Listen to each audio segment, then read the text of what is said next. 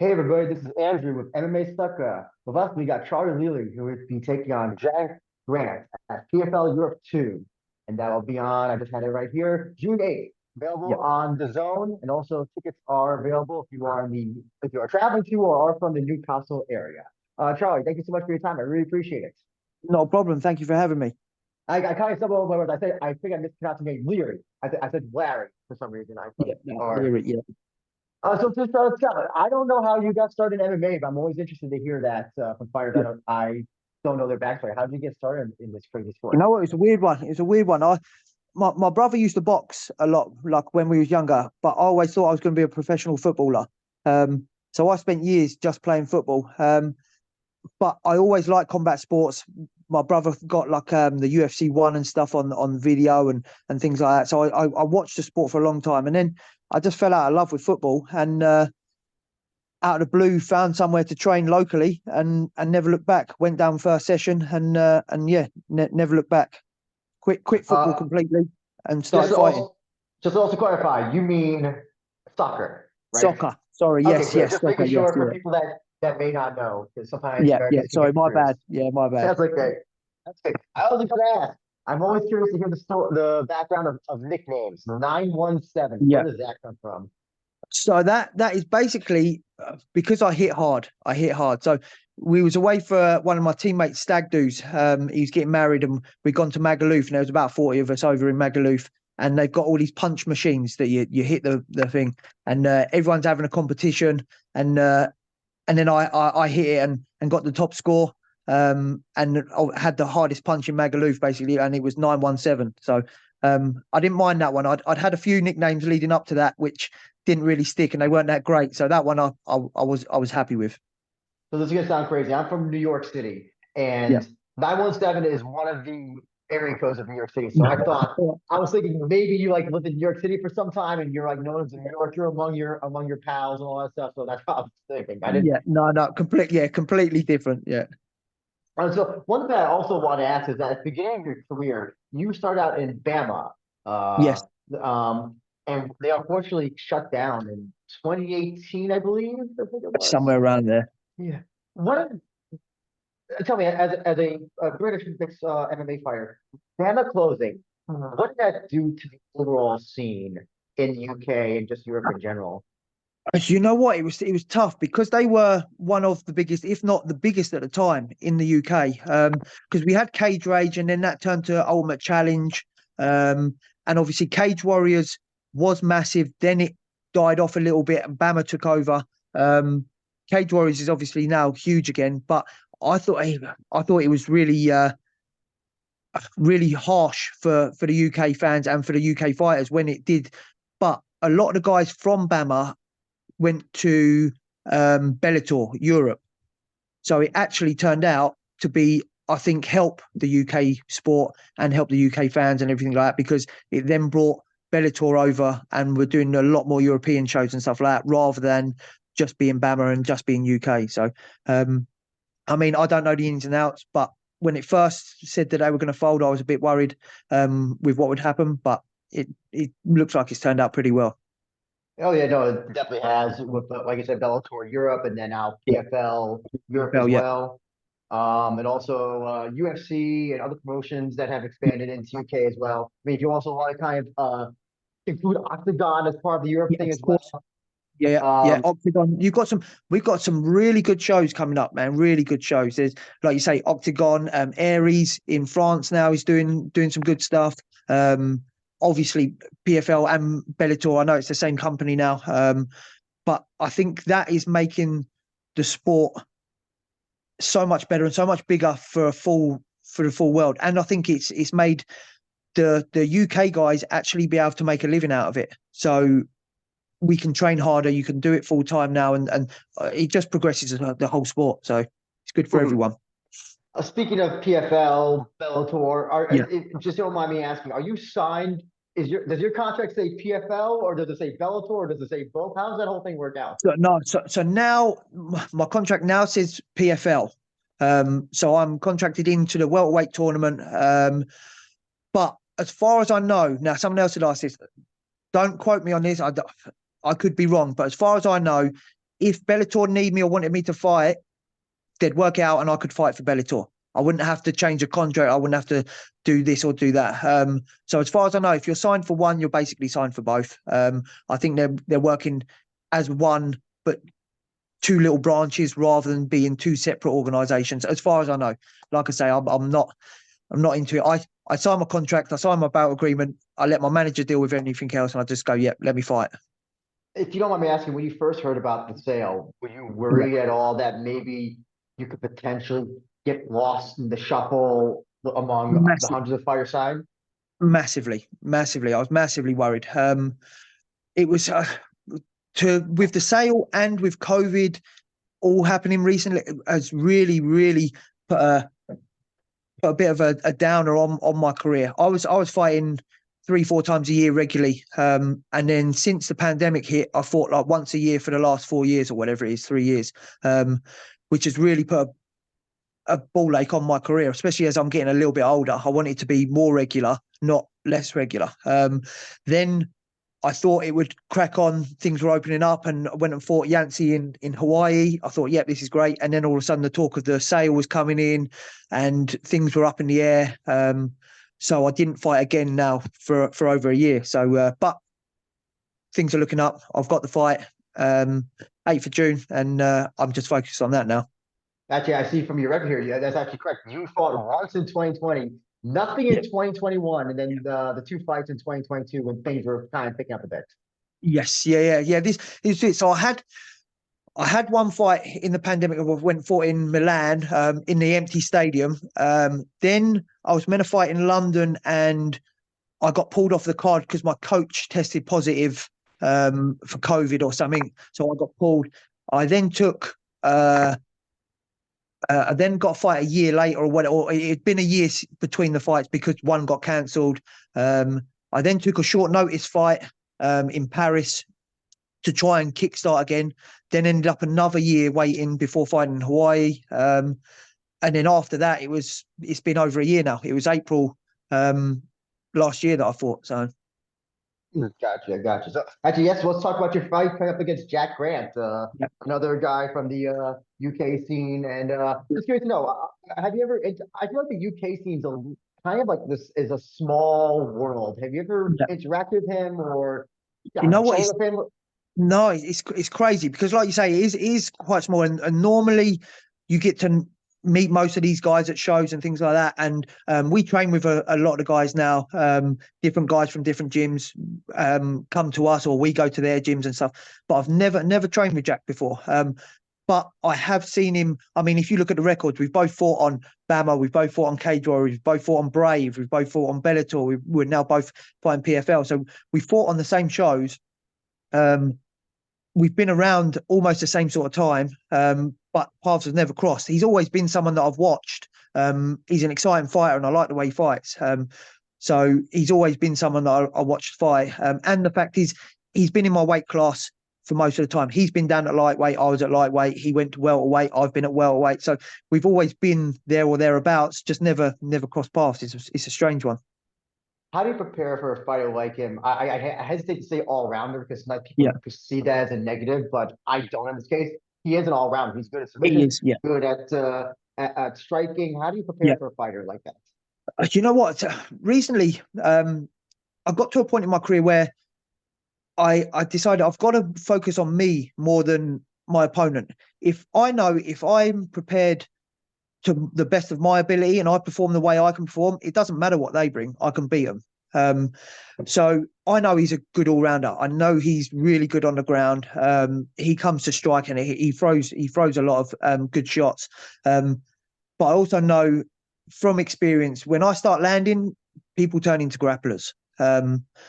So I'm expecting it to be an all round fight. So I train every area all the time. I'm very lucky with some really good sparring partners, really good training partners that push me in every area. So I just try and focus on me, be the best I can possibly be, and it doesn't matter what he brings. It's actually interesting because one of the questions you're going to bring up is somebody who's been doing this since Mhm. 2010, I believe it was, 14 Yeah. years almost. How do you train? Like, how's training your first day when you went into the gym when you Yeah. trained compared to your training now? Is it easier? Is it harder? Is it smarter? Definitely smarter, definitely smarter. Now, from when I first started to where we are, or where we got to in the middle of my career, was complete difference, because we went from training at a couple of different venues, picking mats up off the floor after training, having to put mats down, and not having a full-time place. We then finally got a full-time place, and the training seemed to kick on really well. I always used to try and focus on being the hardest worker in the room. I'd try and outwork everyone. I'd try and do the things. Um, as my career's progressed, I try to be the smartest worker in the room now. It's not all about how hard you can push. It's how smart you can be, and how well you recover, and things like that. So the trainer has completely not changed completely, but the perception has changed. I've learned a lot. The thing is, I've learned a lot while fighting in the pro career, where these days I try and teach the guys, and when I'm training guys and stuff like that, I try and get them to learn from my mistakes, because my mistakes happened in my pro career, which meant it goes on my record. I want them to learn from my mistakes, and not get that on their record, you know what I mean, and make their mistakes. But listen, I wouldn't change anything for the world, man. I've loved the career. I've loved every aspect of it, even the lows. I'm still doing a job that I love, and I'm not having to go and work a 9 to 5 at the moment. So it is what it is. Hmm. One thing also is that you both were coming to this fight having a previous loss, and I'm Yeah. curious to know, is that is coming to a fight to having lost your previous, is that extra motivation for you? Sometimes fighters, when they are on a losing streak, or Yeah. they lose their first fight, or whatever their previous loss, sometimes they come in the next fight, and it's like, they're fighting with two left feet. Yeah. Yeah. What is that like coming into this fight against somebody who's also has a loss? You think? Um, this is the trouble. Everyone's so different. Everyone's so different. I try and take each fight on its own merit. I try not to. I'll look at my previous fights, see where I've gone wrong, try and change what happened in them. Do you know what I mean? In my training, okay, this went wrong. I've got to change this or change that. But if you dwell too much on the past, then you don't get past it. That's when you start making the mistakes again in the fight. So you have to take that, push it to one side, and concentrate on the guy that's standing in front of you. So I mean, he may be completely different. He may be going, I have to win this fight. I've lost my last fight.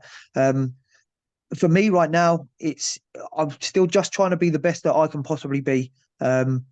I'm trying to put on the best fights I can possibly put on. The fans and stuff pay good money. People like yourself put in a lot of time and stuff to give us the platform to go and do it.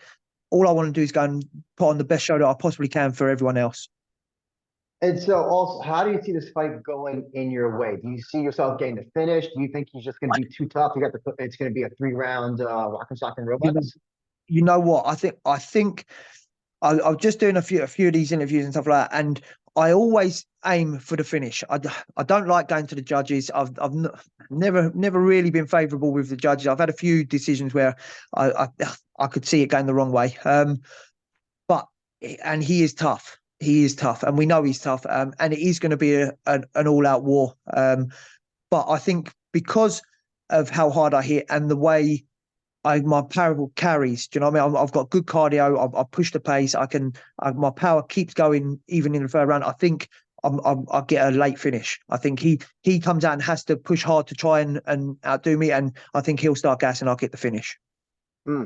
Is it easier also? I guess you'll have family and friends that don't have to travel too far to get to the Yeah. arena and all that, as opposed to like fighting Hawaii, which is Yes. Yeah. on the Yeah. other side of the world. Is it easier fighting in front of people who friends, family, than it is, an entire crowd who it might be just there to see your opponent?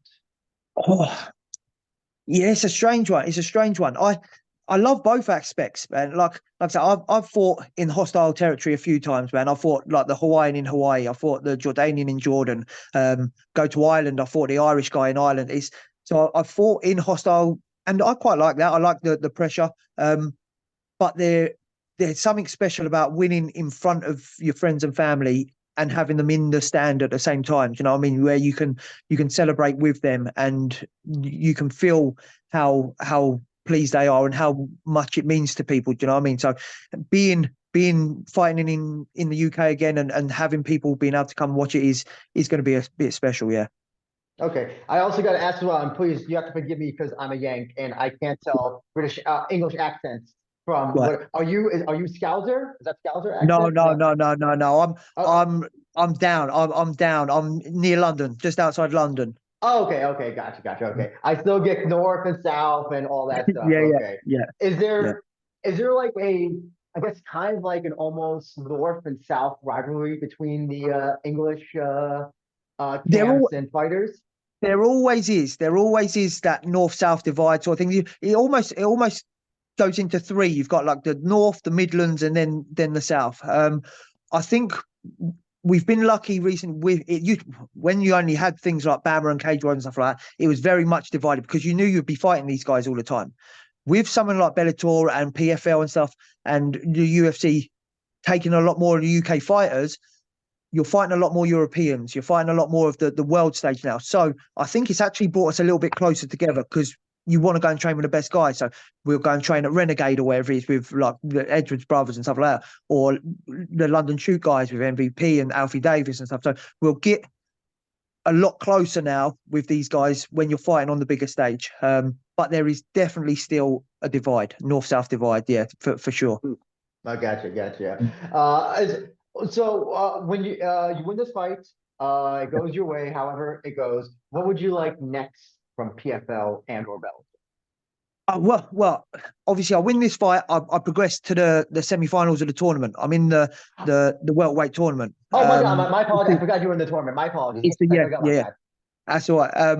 So hopefully, the main aim is to get through this fight, but Hmm. the bigger picture is to win the tournament and get the next contract for the world tournament or the world stage. At least get another contract with PFL and be fighting again next year, whether it's on the world tournament or I don't know whether because they've now taken Bellator. I don't know whether they're going to keep Bellator tour for 1 year, 2 years, 3 years, whatever they're going to be doing. But they are doing a lot more shows now, so they may just sign fighters to just the shows and not have them in the tournaments. End goal is get a contract renewal and keep fighting again next year. Gotcha. So I mean, like I said before, you're 42, if I'm correct. 41, 41, 40, excuse me, 41. excuse me. I apologize. That's all right. That's 41. all right. Yeah. What else do you want to accomplish in your career before you decide to hang them up?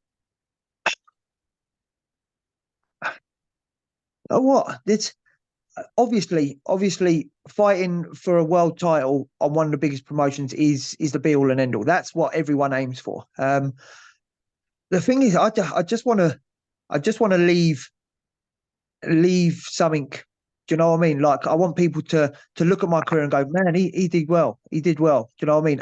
I want to be able to fight at the highest level till the end of my career. Um, Push as hard as I possibly can and fight the biggest fights and the biggest names that I can in the world.